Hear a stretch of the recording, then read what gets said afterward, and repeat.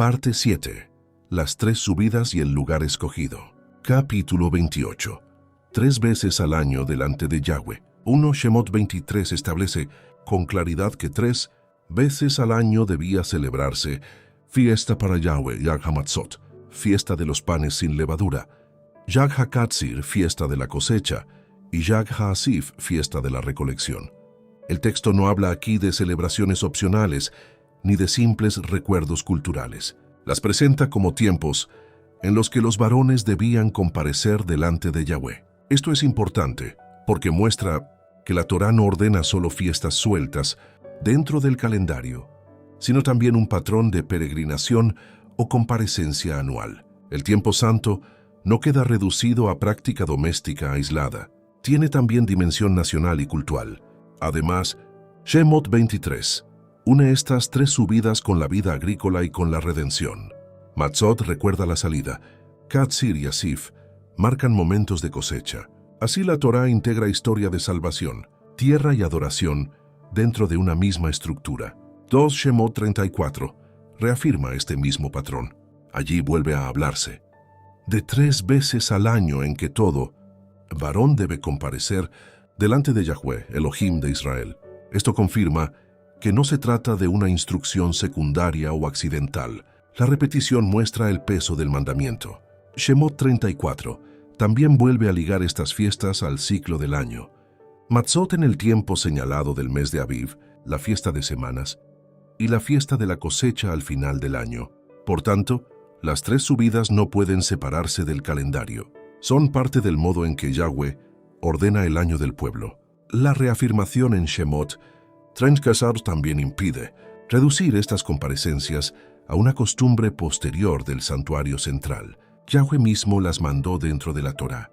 3:16 Devarim 16 reúne estas 3 fiestas bajo formulación, aún más clara. 3 veces al año comparecerán todos tus varones delante de Yahweh, tú, Elohim, en el lugar que él escoja, en Matzot, en Shavuot y en Sukkot. Aquí la Torá no solo repite el mandamiento, sino que lo conecta expresamente con el lugar escogido por Yahweh. Este texto es decisivo porque muestra que las 3 subidas no eran simples reuniones locales dispersas. Estaban ligadas al santuario central, al lugar que Yahweh escogiera para poner allí su nombre. Esto será clave más adelante para distinguir lo que dependía del lugar escogido y lo que puede recordarse hoy sin fingir que se reproduce todo exactamente igual. Devarim 16 también pone las 3 fiestas en su forma más reconocible dentro del calendario: Matzot, Shavuot y Sukkot. Así queda claramente trazado el eje anual de las comparecencias principales del pueblo. 4. Comparecer delante de Yahweh. La expresión comparecer delante de Yahweh no debe vaciarse. No significa solo asistir a una festividad ni participar de una comida conmemorativa. Tiene sentido cultural fuerte. El pueblo debía presentarse delante de Yahweh en el lugar que él escogiera. Esto da a las 3 subidas un peso distinto al de otras observancias del calendario. Comparecer delante de Yahweh implica reconocimiento de su soberanía, obediencia a su mandato y participación en la vida del pacto bajo la centralidad del santuario. No es un viaje turístico ni una costumbre devocional menor. Es un acto de presentación delante del Elohim de Israel. Este punto también explica por qué no debe hablarse con ligereza de guardar exactamente igual estas fiestas fuera del marco que la Torá misma estableció. Primero hay que respetar la forma original del mandamiento. 5. No presentarse vacío. La Torá añade que no debían presentarse vacíos delante de Yahweh. Este detalle confirma que las 3 subidas no eran meras comparecencias físicas. Estaban ligadas a ofrenda, gratitud y reconocimiento de la bendición recibida. El pueblo no comparecía como si Yahweh no le hubiera dado nada. Comparecía llevando conforme a la provisión que había recibido. Esto también une de nuevo las fiestas con la tierra, la cosecha y la mano de Yahweh sobre el pueblo. Matzot, Shavuot y Sukkot no son solo tiempos del calendario, sino momentos en los que la obediencia se expresa con presentación concreta delante de Yahweh. La conclusión del capítulo es clara. La Torá manda 3 veces al año comparecer delante de Yahweh en Matzot, Shavuot y Sukkot. Estas subidas forman parte del orden santo del año. Están ligadas al lugar escogido por Yahweh y no debían hacerse de manera vacía, sino con reconocimiento concreto de su provisión. Capítulo 29. El lugar que Yahweh escogiere. 1. Centralidad del lugar. Devarim insiste en que Yahweh escogería un lugar para poner allí su nombre. Ese dato no es secundario. Ordena la vida cultural de Israel y afecta directamente la manera en que debían guardarse ciertas fiestas y sacrificios. La Torá no deja todo acto sagrado disperso a voluntad de cada familia o cada región. Hay mandamientos que quedan ligados a la centralidad del lugar escogido por Yahweh. Esto importa porque muchas lecturas modernas hablan de las fiestas como si toda su forma original pudiera reproducirse en cualquier sitio sin matiz alguno. Pero la propia Torá pone límites. No todo podía hacerse en cualquier parte. El lugar escogido tenía función real dentro del orden del pacto.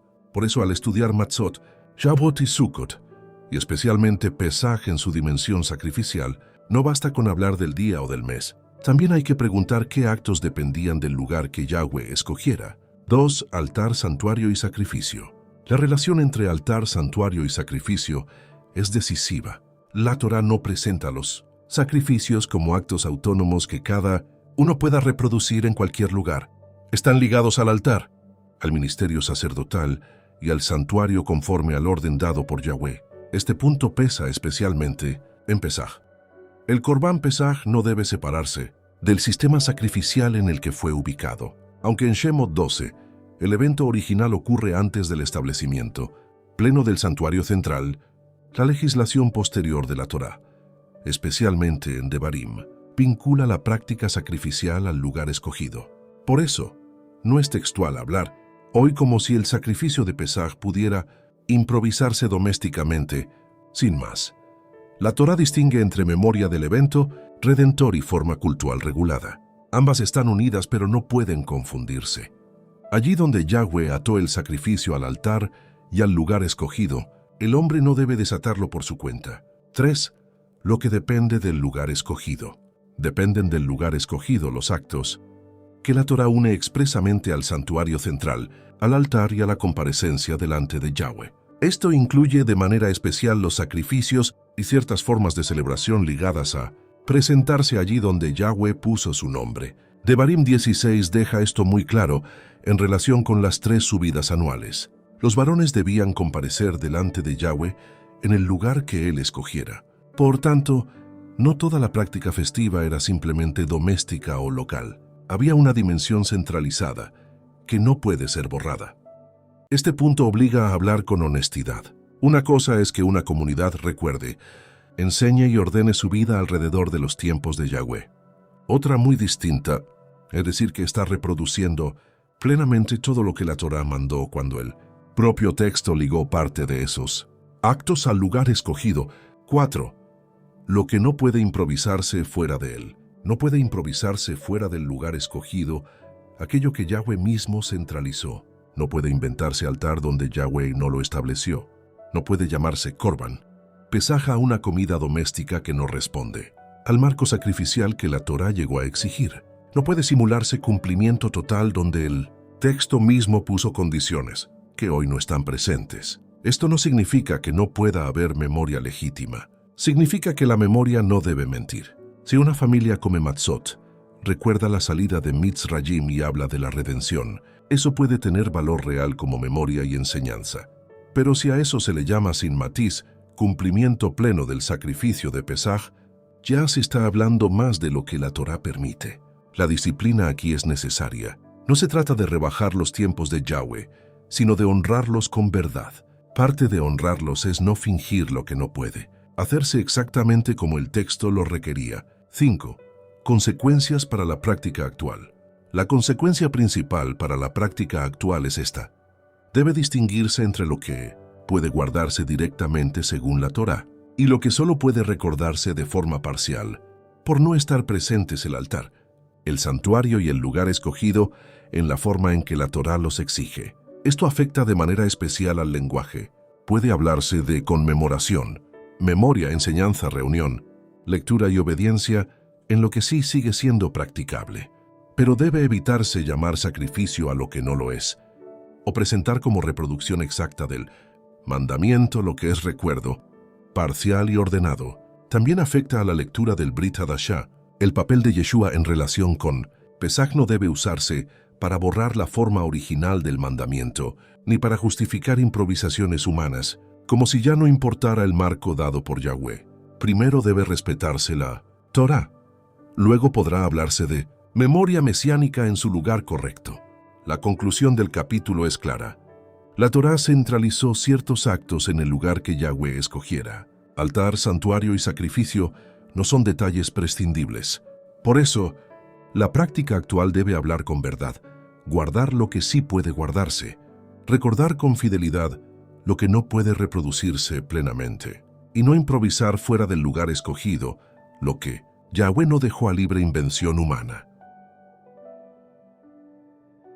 Capítulo 30. Pesaj sin templo y los límites de la práctica actual. 1. El Corban Pesaj y el altar. El Corban Pesaj, en su forma normativa dentro de la Torá, no debe separarse del altar, del santuario y del lugar que Yahweh escogiere. Aunque Shemot 12 presenta el evento fundacional en 1905, Mitzrayim antes del establecimiento completo del sistema centralizado, la legislación posterior, especialmente en Devarim, deja claro que el sacrificio no quedó entregado a libre reproducción doméstica indefinida. La Torá llevó el acto sacrificial al marco del lugar escogido por Yahweh. Esto significa que no se puede hablar del Corban Pesaj como si fuera simplemente cualquier comida de animal del rebaño menor, hecha por familias en cualquier sitio. En el desarrollo de la Torá, el sacrificio quedó integrado al orden del altar y del santuario. Por eso, todo tratamiento serio del tema debe empezar reconociendo ese límite. 2. ¿Qué no puede hacerse como si fuera el mandato completo? Lo que no puede hacerse hoy es simular que se está cumpliendo plenamente el mandamiento sacrificial de Pesaj como si todas las condiciones textuales siguieran presentes. No puede improvisarse un altar, no puede llamarse Corban a una práctica doméstica sin santuario, y no puede presentarse una representación parcial como si fuera el mandato completo tal como la Torá lo reguló. Aquí la honestidad textual es indispensable. El problema no es recordar Pesaj ni hablar de su significado. El problema es usar lenguaje de cumplimiento, total donde el propio texto exige condiciones que no están presentes. Cuando se borra esa diferencia, se deja de honrar la Torá con verdad. Por eso, una cosa es conmemorar, enseñar y recordar. Otra muy distinta es afirmar que se está realizando íntegramente el Corban Pesaj en el sentido pleno del mandamiento. 3 Matzot y memorial de la salida. Lo que sí puede hacerse con claridad es guardar Matzot conforme al mandato, que sigue siendo practicable, y mantener el memorial de la salida de Mitzrayim dentro del tiempo señalado. La Torá une la semana de panes sin levadura al recuerdo de la redención, y esa memoria no depende de inventar sacrificios fuera del marco que Yahweh estableció. Esto significa que la práctica actual puede y debe distinguir entre sacrificio no reproducible en su forma original y memorial, obediencial de la salida, comer matzot, quitar levadura, leer la redención y ordenar la casa y la comunidad alrededor de esos días, son cosas que sí pertenecen al terreno de la obediencia real según lo que aún puede guardarse. Aquí está una de las claves del equilibrio. No negar la fiesta por no poder reproducir todo, pero tampoco fingir que nada cambió en las condiciones del mandamiento. 4. Comer un animal del rebaño menor como comida y no como sacrificio. Comer un animal del rebaño menor como comida no es lo mismo que ofrecer Corban Pesaj. Esa distinción debe mantenerse sin ambigüedad. Una familia puede comer un animal del rebaño menor en el contexto de una cena memorial, pero no debe llamar a eso sacrificio de Pesaj en sentido técnico, si no existe altar, santuario y lugar escogido, conforme a la Torá. Esto importa mucho porque aquí suele entrar la simulación ritual. Se toma un elemento legítimo, como comida, y se lo reviste con lenguaje sacrificial que el texto no autoriza en las condiciones actuales.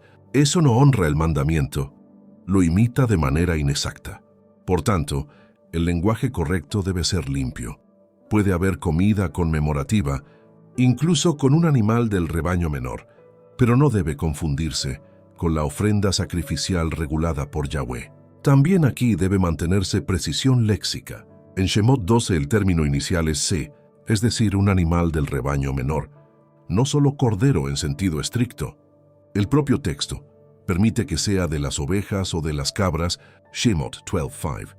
Por eso, aun cuando hoy se hable de una comida memorial, conviene no estrechar el lenguaje más allá de lo que la Torá permite. 5. Diferencia entre obediencia posible y simulación ritual. La diferencia central es esta. Obediencia posible es guardar lo que la Torá todavía permite guardar en verdad.